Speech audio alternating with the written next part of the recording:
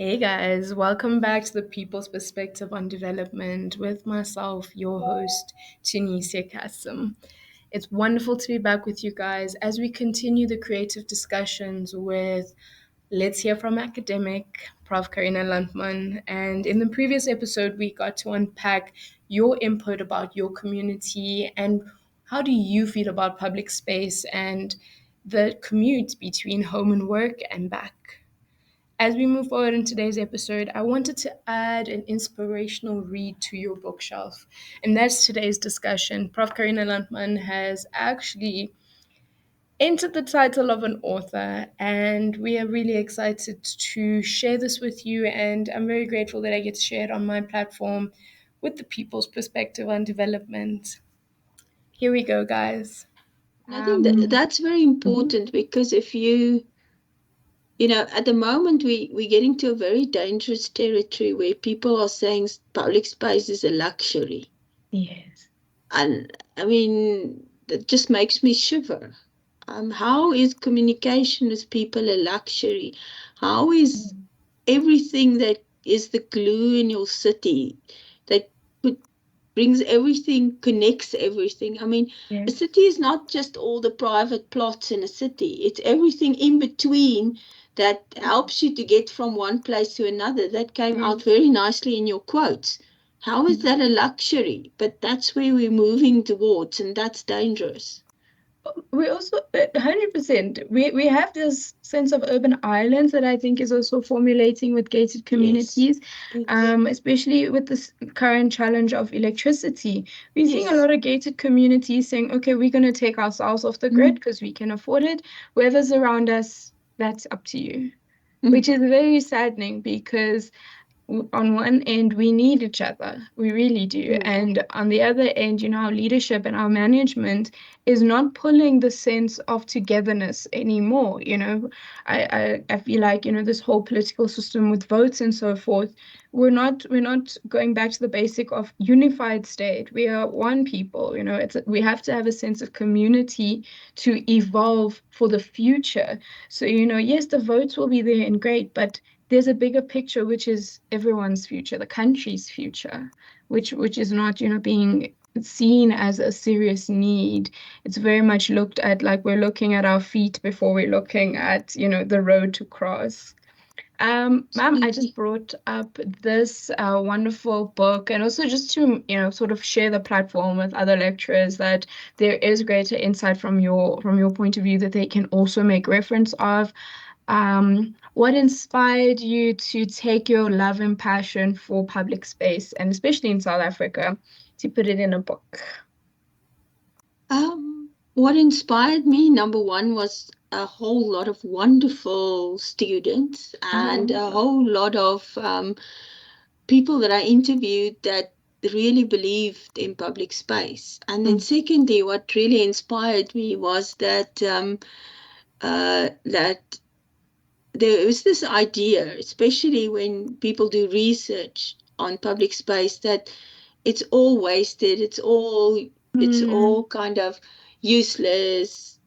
There's nothing important. So for me, one of the key messages of the book is really that spaces in South Africa is still being used.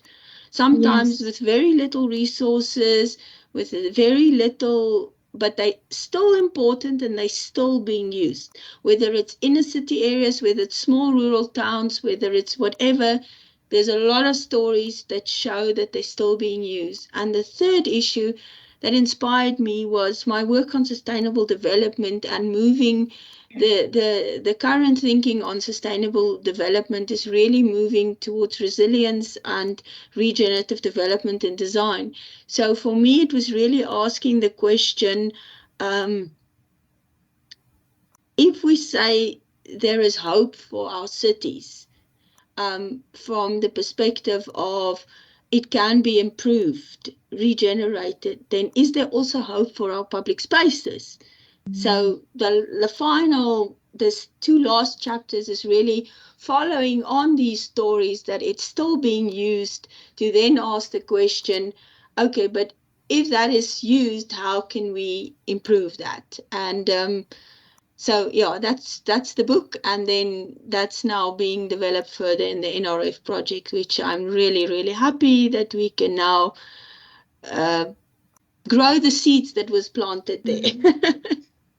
Thank you and congratulations, ma'am. It's a wonderful initiative to take, especially seeing what you're inspired by, and it has a lot of practical examples, which is also why I wanted to include it. There's really great case studies, and bringing it back to South Africa, because you've also mentioned that we use a lot of westernized initiatives and thoughts. And yes, there's a lot to learn. However, we need to adapt our planning processes, thoughts for public space on what does South Africa need and what can we use in South Africa in our existing spaces to sort of bring prosperity again back to the development sector.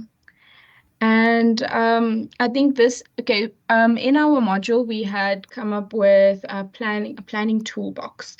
And this is where this fits in. And from the toolbox, I feel like our study and our discussion today really covered the subject. Who is public space for? The context, what are these perceptions that public space evokes? Data as well. We have a lot of studies. We have a lot of public life studies, public space studies, but how do we set out to achieve these objectives? And I feel like we really discussed that very well. And lastly, just representation. How do we ensure that the needs of the community are being attended to? And thank you for all your valuable inputs in this toolbox and adding to how we can sort of, use these tools to have better planning processes for public space. And yes, mine says, thank you for joining me tonight. Thank you for joining me today. This where I say, we'd love to hear from you. And, that's for the lecturers. I would hope that, once they've watched our segments and our engagement, they would leave, their comments and sort of, some thoughts and on the discussions we had. From my side, ma'am, this is the end of our discussion. Really, thank you so much for the valuable input. There's a lot of advice and ideas and concepts that actually, let me share this. Coming back into the academic space, I realized that your knowledge can sometimes be outdated when you're too much in practice. And going back to school allows you to, sort of relook the planning perspective, planning industries. How do you look at space? Completely different now that you understand the procedures in practice. And I really appreciated just your innovative ideas, shook my brain as well, especially the point on, people that live in the space are not always homeless. That was very, very interesting, very, very key. And also just giving community the tools to deliver on what they actually need. That also helps create an independent society and a sense of belonging for them and almost giving them power back as well. Because I feel a lot of us almost feel hopeless and powerless in our situations because we're not going to all go and fix a substation. We don't really know how. But really, thank you again, ma'am. I really appreciate the time and the inputs. And once I get feedback from my lecturers, I'll also share it with you. My lecturer for this is Nobile Malaza, and she also quite enjoys your work. So she was very excited as well to know that I'm going to be chatting with you. But really, thank you so much. I really appreciate your time. Thank you very much. It was lovely seeing you again. And I think this is great work. Very nice presentation, and good luck for your future. I think it will, yeah, it can only go better from here, and it's great to see our old students doing so well. Thank you, ma'am. Really appreciate it. I hope you get better and have a lovely Thank evening. you. And please stay in contact. I will. Thank you, ma'am. Okay. Bye. Thanks. Bye bye.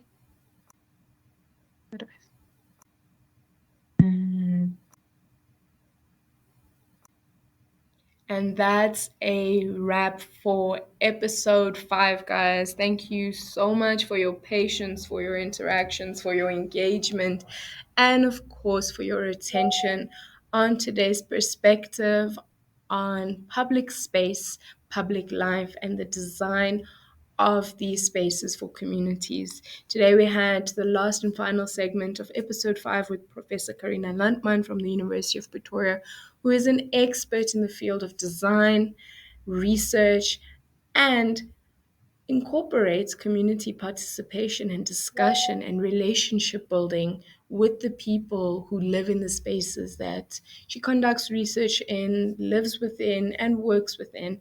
And that is very key to the book that I want to add to your bookshelf tonight. And we had very interesting discussions on how and why we are inspired as professionals. And that's key. Tonight, I would like for you to take a moment of reflection and ask yourself what inspires you?